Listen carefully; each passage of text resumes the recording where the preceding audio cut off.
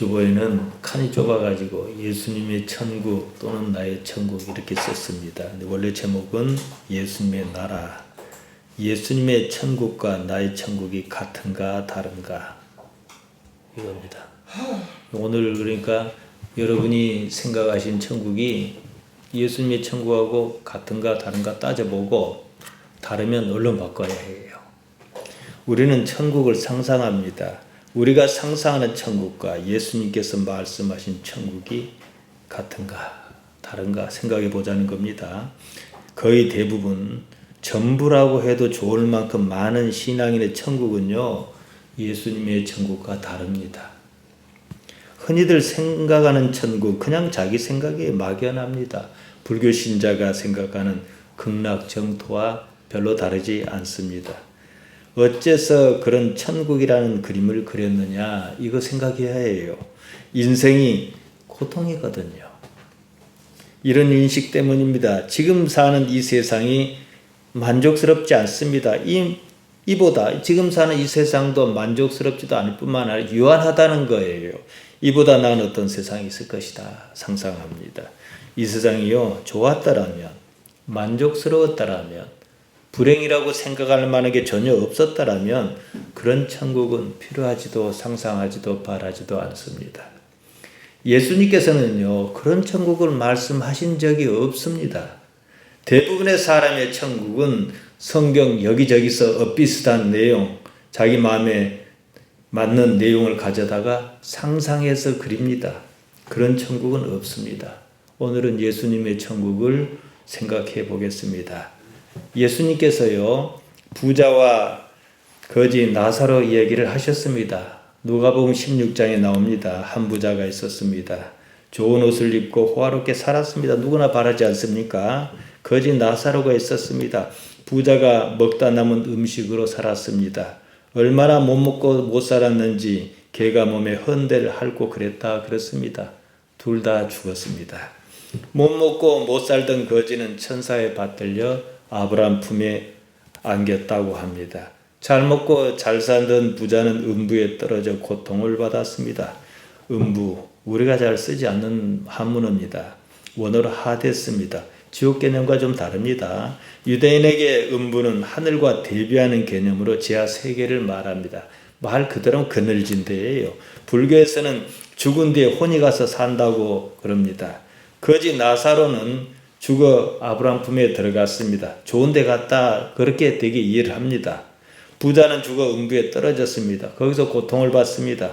그것이 얼마나 뜨거웠는지 이렇게 말합니다. 누가복음 16장 23절 24절에 보면요. 저가 음부에서 고통 중에 눈을 들어 멀리 아브라함과 그의 품에 있는 나사로를 보고 불러 가로되 아버지 아브라함이여 나를 긍휼히 여기사 나사로를 보내어 그 손가락 끝에 물을 찍어 내 혀를 서늘하게 하소서. 내가 이 불꽃 가운데서 고민하나이다. 유대인에게 아브라함은 아버지 같은 존재입니다. 우리는 그런 느낌 별로 안 들지만 유대인에겐 그래요. 아브라함이 부자에게 말합니다. 예, 너는 살았을 때에 내 좋은 것을 받았고 나사로는 고난을 받았으니 이것을 기억하라.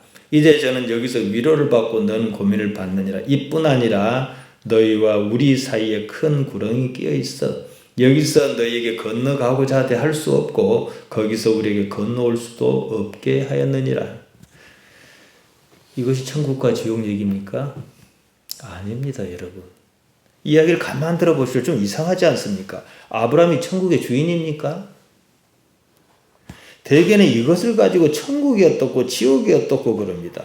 이 이야기는 누가 천국에 가고 누가 지옥에 가고 그런 얘기가 아니에요. 그런 식으로 하자면 부자는 다 지옥 가야 하고 가난한 사람 다 천국 가야 합니까?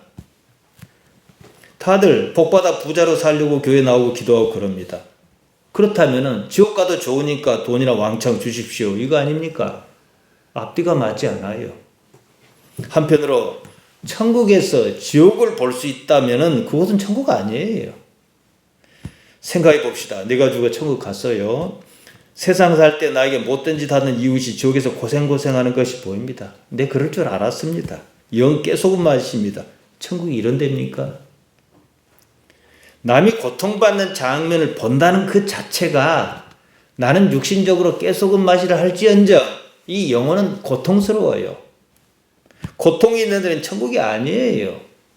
우리가 여기서 알 수 있는 것은 한 번 죽으면 방법이 없다 이 정도예요. 예수님께서 천국과 지옥 설명하시려고 이야기한 것 아닙니다. 다음 장면이 이 이야기의 주제를 명확히 해줍니다. 부자가 있다는 분은 무척 뜨거운 데였습니다. 그는 고통을 면하고자 아브라함에게 청을 넣습니다. 얼마나 고통스러웠는지 나사로를 보내어 그 손가락 끝에 물을 찍어 내 혀를 서늘하게 하소서 그랬습니다. 아브라함은 부자의 요구를 거절했습니다. 그럴 방법이 없다 그랬습니다. 부자가 말합니다. 자기에게는 방법이 없다면 아직 우리 형제들은 죽지 않았으니까 형제들에게 이 사실을 알려달라. 여기는 나사로가 다시 살아난다는 것을 전제로 이야기를 진행합니다. 나사로를 살리신 사건이 있었으니까요. 지금 자기가 물 한 방울을 손가락 끝에 찍은 물 한 방울로 서늘하게 하고 싶은 이런 힘든 상황을 형제들에게 알려주어서 이들은 이런 상황에 처하지 않게 해달라 이래요. 가로되 그러면 구하노니 아버지여 나사로를 내 아버지 집에 보내소서. 내 형제 5이 있으니 저에게 증거하여. 이게 핵심이에요. 저희로 이 고통받는 곳에 오지 않게 하소서. 부자가 아브라함이 부자에게 다시 말합니다. 아브라함이 가로되 저희에게 모세와 선지자가 있으니 그들에게 들을지니라. 가로되 그렇지 아니하니다. 부자가 이렇게 말한 거죠. 아버지 아브라함이여 만일 죽은 자에게서 저희에게 가는 자가 있으면 회개하리다. 나사로가 죽었다가 이제 다시 살아나서 전하면 듣고 회개하지 않겠습니까? 부자가 말합니다. 그보다 죽었다 살아난 자가 직접 말하면 회개할 것 아니겠습니까? 아브라함이 말해요. 그래봤자 소용없다는 거예요. 사실이 그렇습니다.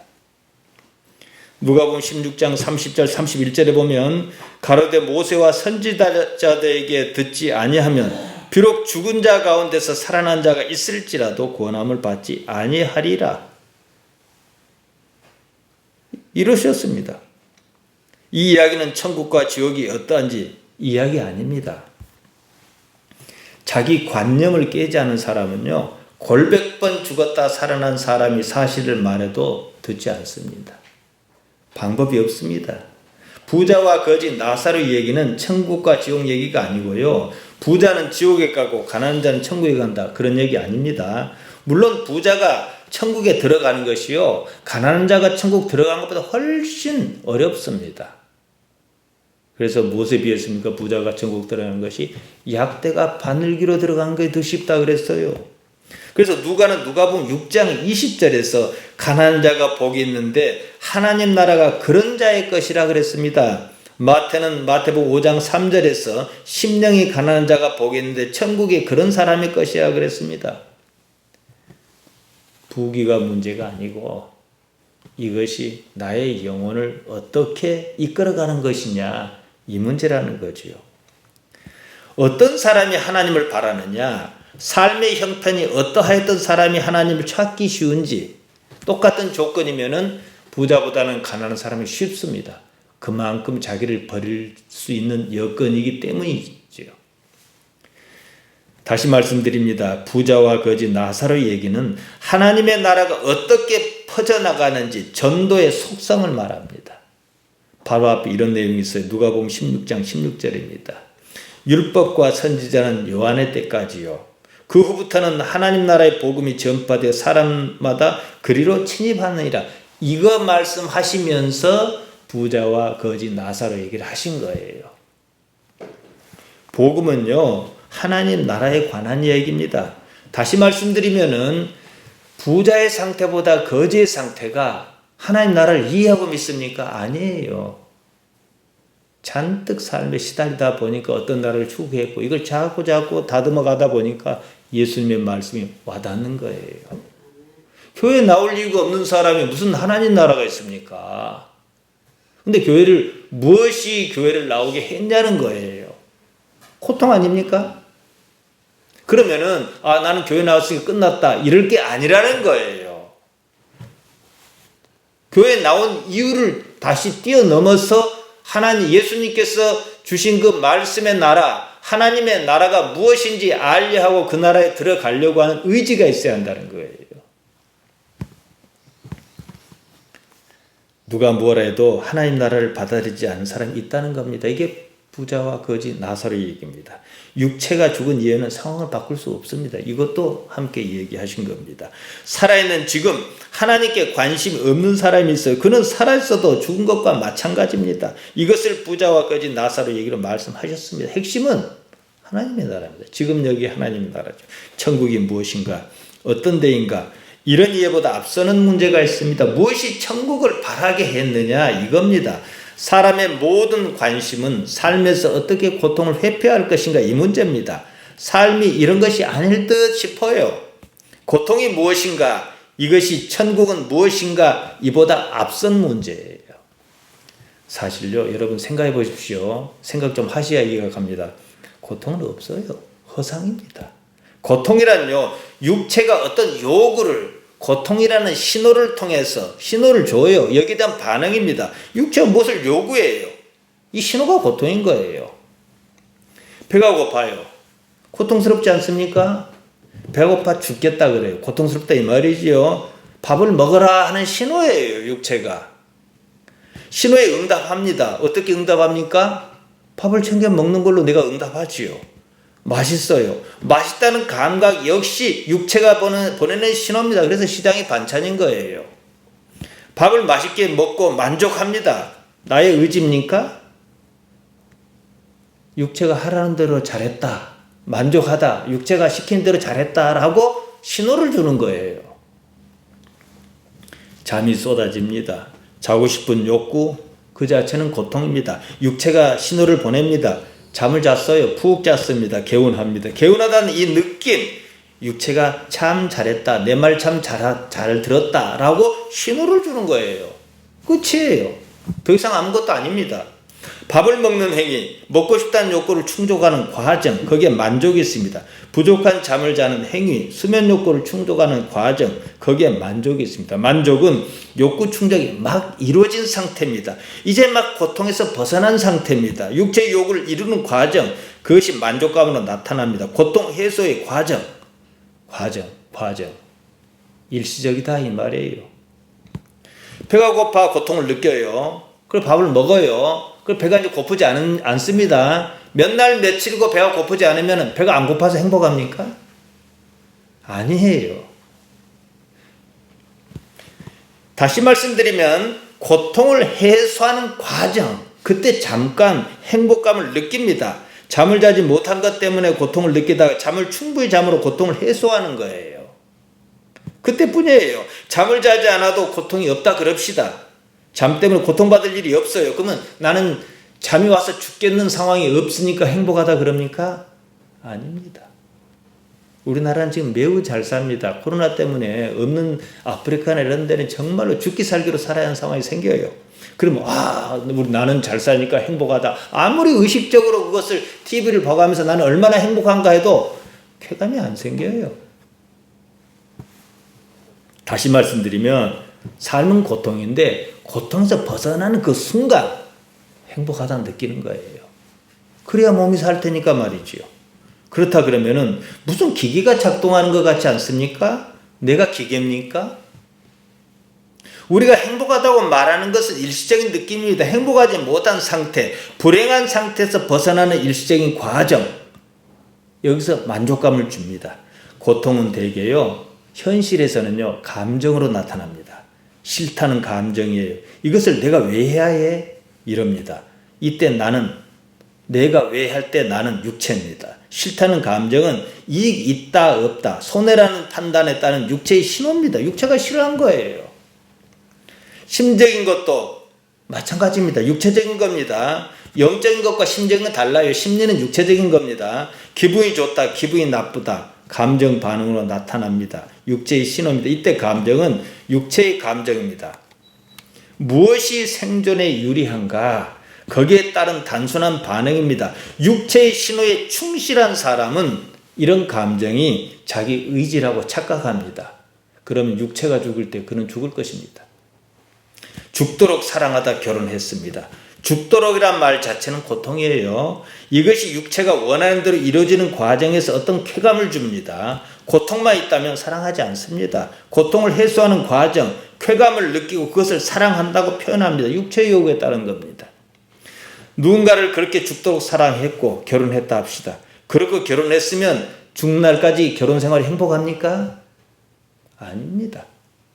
죽을 만큼 누구를 좋아했기 때문에 결혼까지 했어요. 누구를 좋아한다는 육체의 반응 자체는요, 고통인 거예요. 결혼은 그 고통을 없이 하겠다. 이런 일시적인 응답입니다. 그걸 갖다가 뭐라고 표현합니까? 사랑이다 그래요. 그런데 이런 사랑은 무슨 사랑이냐? 저차원적인 사랑, 육체적 사랑, 에로스다 그래요. 아가페와 다릅니다. 성경이 말하는 사랑은 아가페입니다. 아무튼 그런 것이 있어야 결혼하고 싶은 생각이 있을 건 아니겠어요? 육체는 어떠한 상태에 대해서 신호를 보냅니다. 두 가지 형태입니다. 통증과 쾌감입니다. 부족하면 통증, 그것을 해소하면 쾌감, 이런 신호를 보냅니다. 무엇을 하라는 육체의 신호예요. 무엇을 해소하라는 육체의 신호는 다른 게 아닙니다. 욕구, 욕망입니다. 그 때문에 불교에서는 고통의 원인, 욕망을 제어하고자 했습니다. 왜냐? 이게 불행을 주거든요. 결론적으로 육체가 죽으면요, 고통이 없다는 사실이에요. 왜 고통이 없습니까? 욕망이 없으니까요. 육체가 주도하는 감정이 없습니다. 이때 감정은 육체의 판단에 따른 이익이냐 손해냐 이런 문제로 발생합니다. 예를 하나 들죠. 밭을 갈아요. 나무밭입니다. 이거 해봤자 나한테 이익 하나도 없습니다. 밭주인이 다 자기 거라고 갖고 갈 거예요. 내가 왜 이 짓을 해야 그럽니다. 싫어요. 싫습니다. 육체가 이익이 없다고 판단했어요. 그것이 싫다는 감정으로 나타납니다. 그런데 밭을 갈다가 보화를 발견했어요. 그런 순간 싫다는 감정이 싹 사라집니다. 혹시 더 나올지 모르니까 밭을 더 열심히 헤집을 겁니다. 천국을 이렇게 예수님께 비유하신 적이 있어요. 마태복음 13장 44절입니다. 천국은 마치 밭에 감추인 보화와 같으니 사람 이를 발견한 후 숨겨두고 기뻐하여 돌아가서 자기 소유를 다 팔아 그 밭을 샀느니라.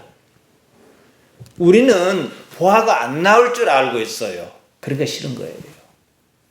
거기에 기대한 바가 없으면 싫어요. 이미 판단해 버린 거예요. 누가 판단해요? 육체가요. 그러니까 해야 할 일과 하지 말아야 할 일을 누가 나를 조정해요? 육체가요. 그 육체가 영원히 삽니까? 죽어요. 하나님의 나라는요, 네 몸이 생각한 것보다 상상 이상의 가치가 있다는 거예요. 그러니까 하나님의 나라를 어떻게 우리가 이해하든지 이해하는 구석이 있어요. 이게 얼마나 가치가 있는지 아는 사람은 예수님의 복음에 귀를 기울일 것이고, 그런데 관심이 없는 사람은 죽었다 깨어나도 안 들을 것입니다.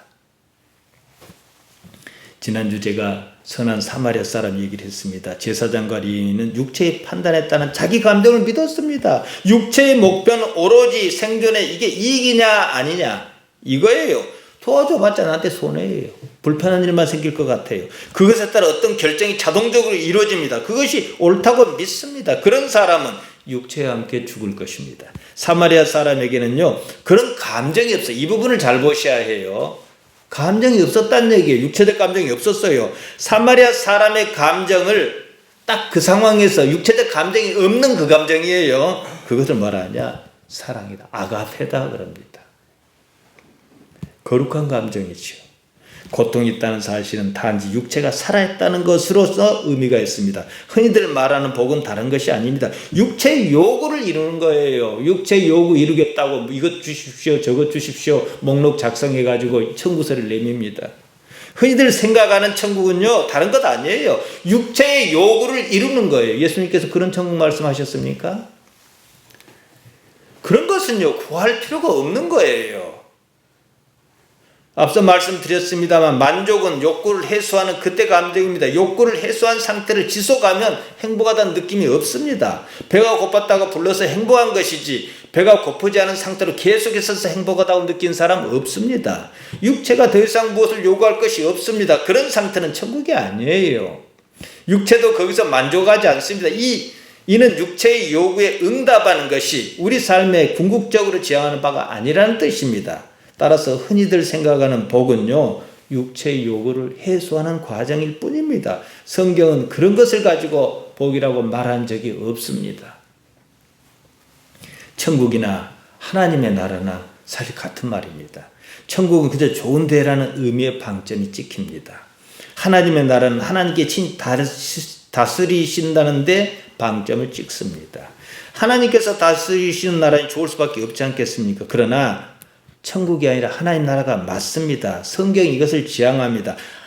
하나님 나라가 본질적인 의미에서 다가서기 쉬워요. 천국은 단지 하나님 나라가 어떠한지 그 상황을 설명합니다. 마태는 천국이라고 썼어요. 마태복음 4장 17절입니다. 이때부터 예수께서 비로소 전파에 가라사대 회개라 천국이 가까웠느니라. 천국이란 말 바실레이아 톤 우라논, 우리나라 말로 하늘나라입니다. 같은 말이에요. 마가는 이 부분을 오늘 우리가 읽었습니다. 마가복음 1장 15절 가라사대 때가 찼고 하나님 나라가 가까웠으니 회개하고 복음을 믿으라. 마가는 하늘나라를 하지 않았습니다. 천국이라 하지 않았어요. 고지 곧대로 하나님 나라 바실레이아 두 데우라고 했습니다. 왜 마태가 천국이라 썼을까요? 이것도 우리가 이해할 수 있어야 해요. 천국이라면 쉽게 통합니다. 여러분 예수 믿고 천국 갑시다 그러면은 말하는 사람이나 듣는 사람이나 어떤 개념이 조금 잡혀요. 어차피 사람은 죽을 것이고 그 다음에 당신 어떻게 할래?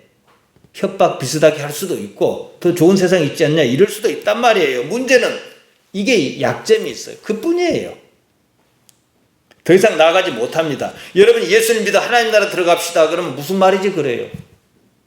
우리는 어느 정도 이해는 하지만 다른 사람들은 천국 갑시다 그래야 이해를 하지. 그러면 극락이든 천국이든 비슷한 데일 테니까 이렇게 생각하지.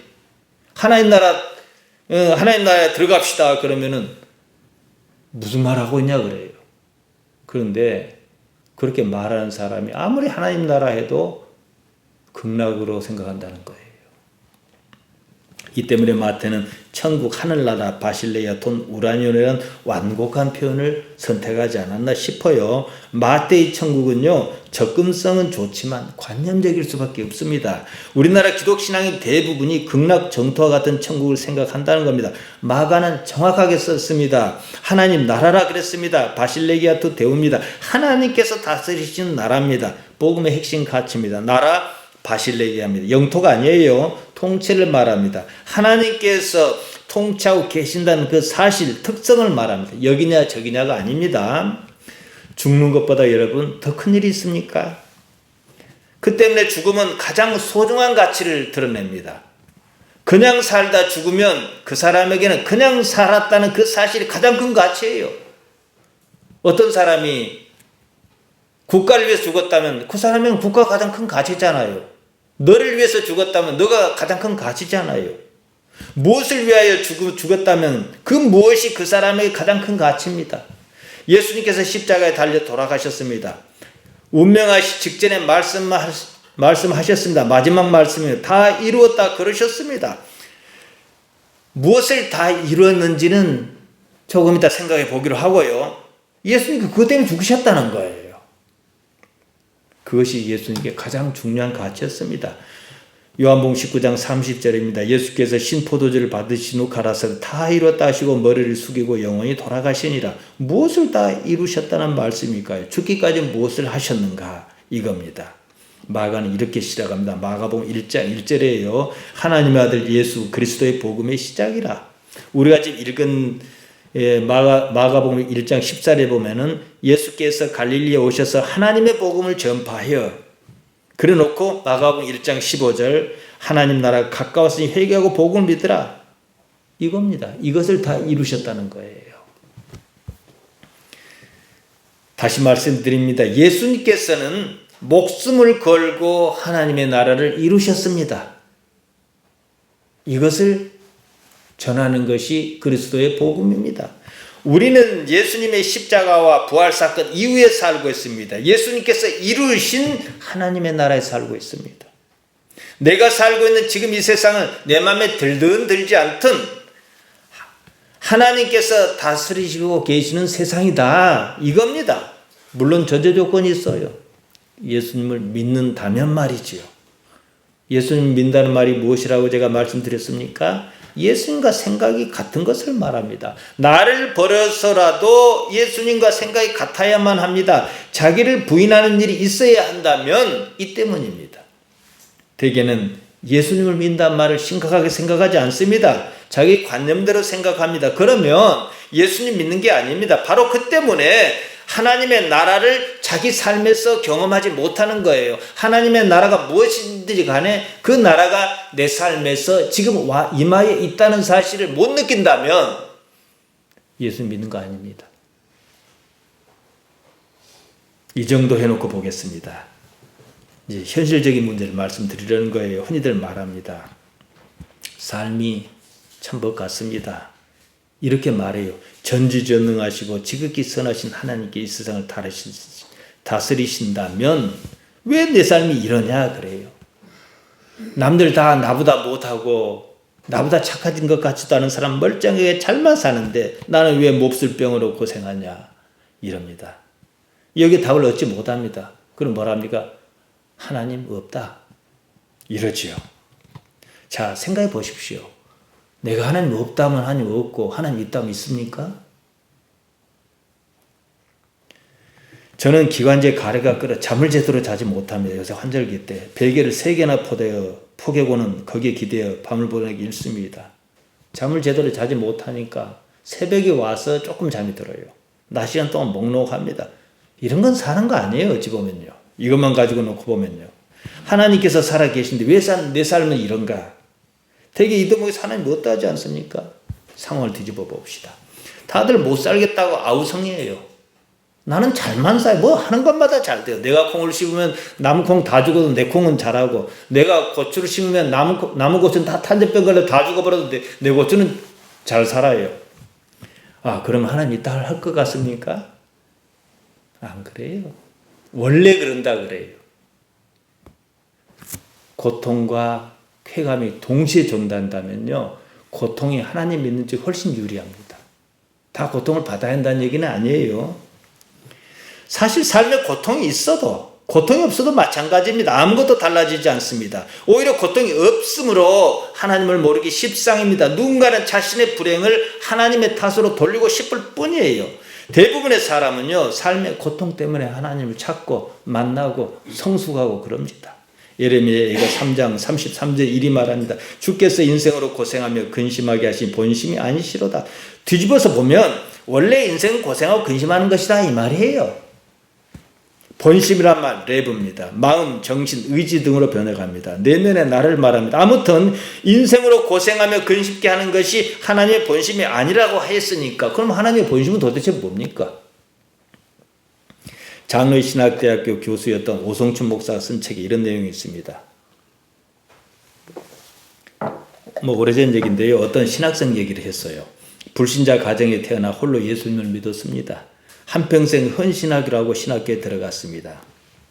우리는 그 기분을 이해할 수 있습니다. 어려운 형편이었지만 그럴수록 헌신의 마음은 잃지 않았습니다. 신학 과정을 다 마치기도 전에 몹쓸 병에 걸리고 말았습니다. 병으로 고통받아 죽었습니다.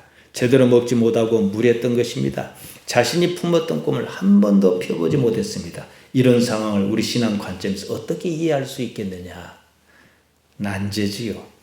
오성춘 교수는 열왕기상 8장 18절을 인용했습니다. 그 마음이 내게 있는 것이 좋도다. 이 구절로 마무리했습니다. 솔로몬이 성전을 건축할 때였습니다. 열왕기상 8장 17, 19절에 보면요.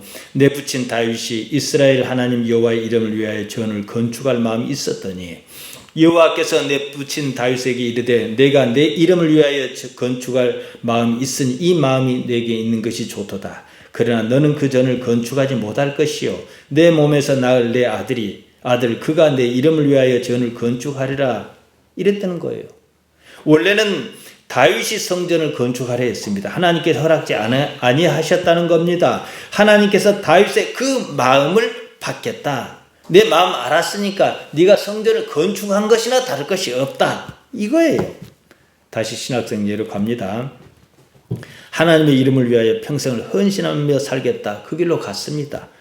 꿈을 피워보지도 못하고 죽었습니다. 그런 삶을 어떻게 이해할 수 있을까요? 그가 하나님을 사랑하였으니 그 마음이 내게 있는 것이 좋도다.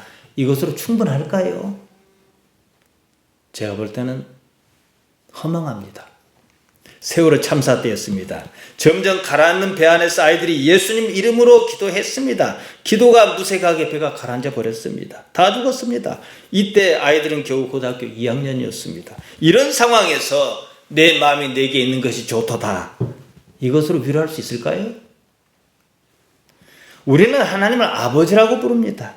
하나님과 어떤 관계인가? 아버지는 관계를 의미해요. 하나님께서 전지전능하십니다. 알지 못하는 것이 없고 못하실 일이 없습니다. 거기다 직계 선하십니다. 우리에게 악을 행하시는 경우가 없습니다. 예수님께서 이렇게 말씀하십니다. 마태복음 7장 11절입니다. 너희가 악한 자라도 좋은 것으로 너희 자식에게 줄 알거든 하물며 하늘에 계신 너희 아버지께서 구원한 자에게 좋은 것으로 주시지 않겠느냐. 아이들이 예수님의 이름으로 기도했습니다. 가라앉는 배에서 구원하여 주시리라 믿었습니다. 다 죽었어요. 그러면 이걸 어떻게 이해합니까? 이해 못하는 게 정상이에요.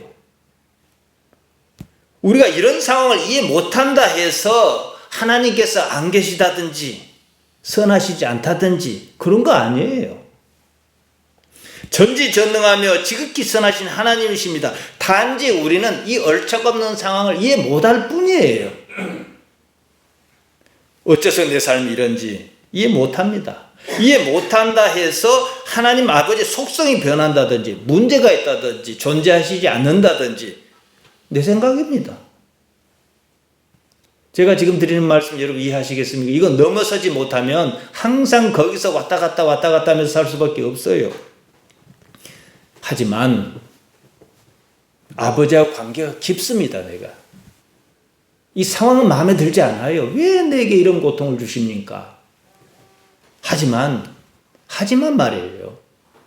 나는 이해를 못하고 받아들일 수는 없지만 말이에요.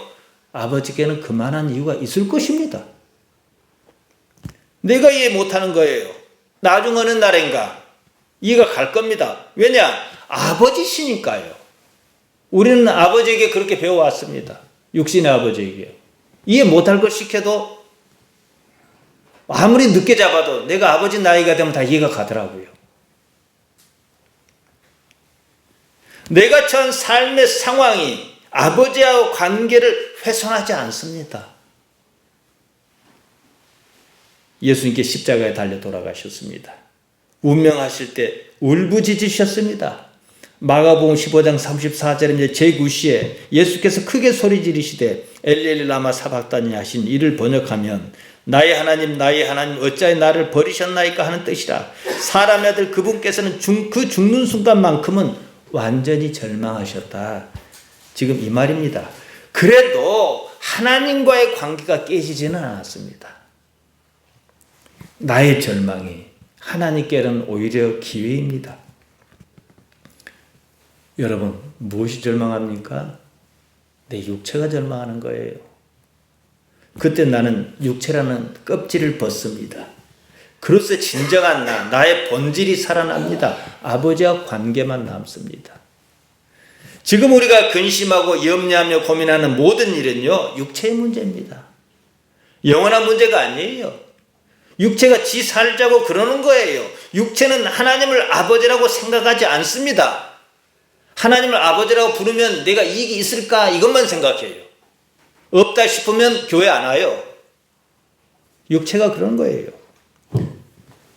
얼마 전 제가 강원도를 엊그저께 하룻밤 잠깐 다녀왔습니다. 한 사람을 만났습니다. 모술병에 걸렸습니다. 삶을 포기해야 한다는 상황이었어요. 다행히 조금씩 나아지고 있었습니다. 대개 이런 상황에 닥쳐서 하나님을 보다 깊이 생각합니다. 하나님을 보다 깊이 생각하는 그것만 놓고 보면 고통이 유익이잖아요. 대개는 그런데요. 이런 상황에 닥치면 그런저런 생각 없이 하나님 살려만 주십시오. 이렇게 합니다. 사실 살려달라는 기도는 필요하지 않아요. 왜냐?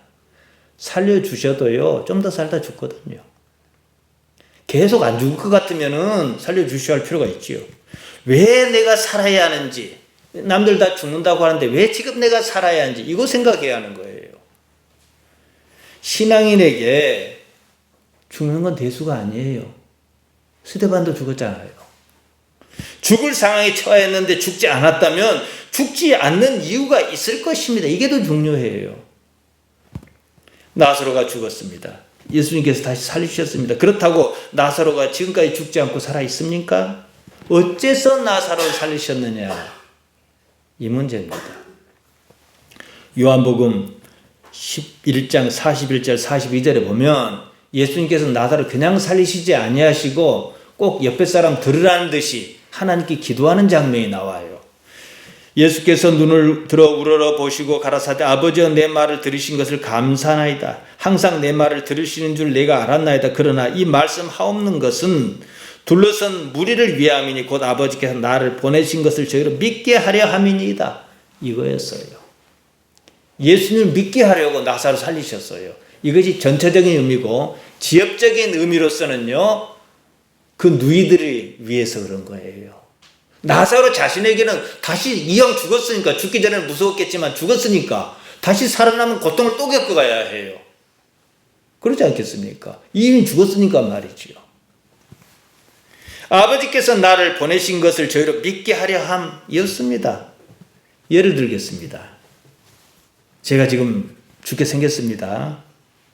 지금 이 나이에요. 죽지 말아야 한다면 무엇 때문이겠습니까? 사회적인 여건에서 말이에요. 남은 가족 때문이겠지요. 아직까지는 가족은 제가 필요하거든요. 제 사랑이 필요합니다. 이것 말고 다른 이유는 없어요. 근데 가족이 아무리 생각해도 그냥 죽게 된 거 그냥 이참에 죽는 것이 낫다. 그러면 죽는 것도 무방합니다. 그렇잖아요. 왜냐? 몸의 삶이 다가 아니니까요. 내가 살아있어 나와 이웃에게 유익이 없다면 죽는 게 낫습니다. 나이도 먹을 만큼 먹었습니다. 살 만큼 살았습니다. 몸이 더 좋아지지는 않을 것입니다. 하루라도 더 산다면 이로써 하나님 아버지와 관계를 더욱 깊이 하는 것 외에는 아무런 의미가 없습니다. 제가 혼자 산다고 합시다. 사는 것만 가지고 보면 오늘 죽도 내일 죽도 무슨 상관입니까? 어차피 죽을 인생이에요. 다만 견디기 힘들 정도로 아프지 않는 것은 필요하겠지요. 인생 자체는요. 의미 없어요. 더 살아봤자 못 볼 것만 봅니다. 몸은 점점 무거워집니다. 사는 것이 고통이에요. 예수님께서 사신 세상은요. 그 자체가 하나님의 나라였습니다. 하나님의 나라는요. 태초부터 지금까지 이어져 왔어요. 다만 예수님으로 말하면 어떻게 명확히 할 것이냐. 이게 예수 그리스도의 복음이에요. 그 때문에 하나님 나라였기 때문에 십자가를 거부하실 수 없어서 생각해 보십시오. 십자가가 하나님 모르게 일어난 일입니까? 그것이 아무리 불합리한 일을 할지라도 말이에요. 우리가 예수님을 믿는 순간 물론 믿는단 말에 정의를 분명히 하고 있어야 합니다. 예수님께서 이루신 하나님의 나라가 지금 여기 임하여 있다는 사실이에요. 지금 여기가 내 마음에 안 들어도 말이지요. 지금 여기가 하나님의 나라는 사실 내가 어떻게 이해하느냐 못하냐 그것과는 상관이 없습니다. 딱 지금 내가 인식하는 이 삶이 하나님의 나라는 사실 뭐 어떤 경로를 통해서든 간에 내가 알았다면 삶이요 그 이전만큼 고통스럽지는 않습니다. 크게 싫지는 않아요. 한편으로 그런 삶이라면 하마르티아가 생길 여지가 확실히 줄어듭니다. 하마르티아가 그만큼 적으니까 불평, 불만이 점점 줄어듭니다. 궁극적으로는 삶의 형편과 상관없는 어떤 평안을 경험합니다. 존재 자체가 행복을 준다는 사실입니다. 여러분, 불행이 불행을 낳지 행복이 불행을 낳지는 않습니다. 우리는 입버릇처럼 말합니다. 하나님께서 살아 계신다 하지 않습니까? 하나님께서 우리 아버지십니다. 우리 신앙은 처음부터 이것을 전제하고 시작합니다. 지금 나의 삶은 하나님께서 아버지신 삶입니다. 그러면 내가 할 일은 없어요. 할 일은 무엇입니까? 이 삶을 받아들이는 겁니다. 삶의 이유와는 상관없습니다. 우리가 좀 마음에 안 드는 상황이 벌어진다 그러면 하나님 저 이거 감당하기 힘들어요. 할 수 있어요. 또 내 뜻과 좀 어긋난다 그러면 하나님께서 일을 어떻게 이끌어 나가시려는가 생각할 수 있어요. 그런 것은 내가 할 수 있어요. 예수님께서 십자가의 삶을 받아들이셨습니다. 왜요? 아버지 때문에 말이죠. 아버지가 아니라면 그런 삶을 살 이유가 없습니다. 지금 내 삶이 왜 이런가 이해하고 말고 할 그런 문제가 아닙니다. 하나님을 아버지로 깨닫는다면 지금 여기 이 삶을 받아들일 수밖에 없습니다. 반대로 지금 여기 이 삶이 하나님께서 주신 삶이라며 받아들이는 순간 하나님께서 아버지라는 사실에 대한 깨달음이 점점 다가옵니다. 대개는 후자가 더 빠릅니다. 전자는 쉽지 않아요. 왜냐? 어떤 내면의 각성이 쉽게 일어나지 않거든요. 여러분, 죽으면 죽는 거예요. 아무런 문제 없습니다. 두려워할 것도 놀랄 것도 없습니다. 예수님께서 말씀하셨습니다. 누가복음 12장 6절 7절입니다. 참새 5이 아사리온 2에 팔리는 것이 아니냐. 그러나 하나님 앞에는 그 하나라도 잊어버리는 바 되시지 아니하는도다. 너희에게는 오히려 머리털까지도 다 세신 바 되었나니 두려워하지 말라. 너희는 많은 참새보다 귀하니라. 예수님께서 뻥치지 않으셨을 겁니다. 그랬다면은 예수님께서 맨날 거짓말만 하셨다면 우리는 이 자리에 오지 않습니다. 그럼 이 자리에 왔다면 예수님께 하신 말씀을 참이라고 받아들여야 하지 않겠습니까? 삶은 아버지께서 주신 것입니다. 내가 이런 삶 살겠다고 한 적 없어요. 내가 그 삶을 어떻게 평가하는 것과는 상관없습니다. 삶을 평가하지 말고 지금 여기 있는 연습부터 하셔야 해요. 지금 여기 있음에 의식을 집중합니다. 그리고는 해야 할 마땅한 그 일을 해야 하는 것처럼 그냥 하는 거예요. 사마리아 사람이 삶을 평가했다면 물론 평가는 육신이 하는 겁니다. 강도 만난 사람 돌보지 않습니다. 선의에 의해서 돌봤다 할지라도 육신적인 일입니다. 그냥 마땅히 할 일을 했을 뿐이에요. 그러면 나의 본질이 살아납니다. 나의 본질은요, 존재와 본질의 모습은 존재고 양태는 어떻게 나타나냐? 함으로 나타납니다. 그러한 나를 의식합니다. 그러면요, 그러다 보면 삶이 변해요. 삶을 바라보는 내가 일단 변합니다. 내가 나의 삶을 바라보고 있구나 느낍니다. 삶을 사는 것이 내가 아니구나 그런 느낌이 옵니다. 그때 느끼는 감정에는요, 아무런 이해관계가 개입이 있지 않습니다. 그냥 감정이에요. 이때 감정은 육체의 감정과 다릅니다. 순수한 감정입니다. 육체가 보내는 신호로서의 감정이 아니라는 거죠. 상위 차원의 감정입니다. 아버지께서 함께 하신다는 사실을 실감합니다. 이로써 말이지요. 때로 삶을 이해하지 못해서 불편하다고 느낄지언정 삶 자체에 불편과 불만은 없습니다. 아버지 속을 안다. 무엇인지 설명을 못해요. 그렇지만 그 아버지의 마음 자체는 내가 알아요. 이렇게 말할 수 있는 경지가 있어요. 아버지와 통합니다. 예수님께서는 예수님 육체는 비록 고통스러웠지만 아버지 속을 알고 계셨어요. 아버지와 통하셨습니다. 그 때문에 십자가를 지셔야 했어요.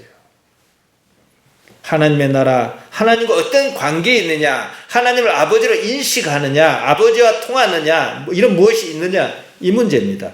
죽는 것은 육체의 일입니다. 육체가 하여야 할 고유한 자기 역할이 있습니다. 그것을 다하면 죽습니다. 육체는 본질적인 나를 잉태하고 양육하는 요람입니다. 그뿐입니다. 그 나라는요, 육체에 속해 있지 않습니다. 나는 지금 비록 육체 가운데 살지만 육체가 나의 삶의 목표가 아닙니다.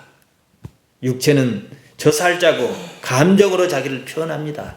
그것은 본질적인 나의 감정이 아닙니다. 육체의 감정입니다. 육체와 함께 죽고 말 하위 차원의 감성입니다. 육체에 속지 않는 삶을 살기 바랍니다. 예수님의 이름으로 여러분을 축복하며 당부합니다.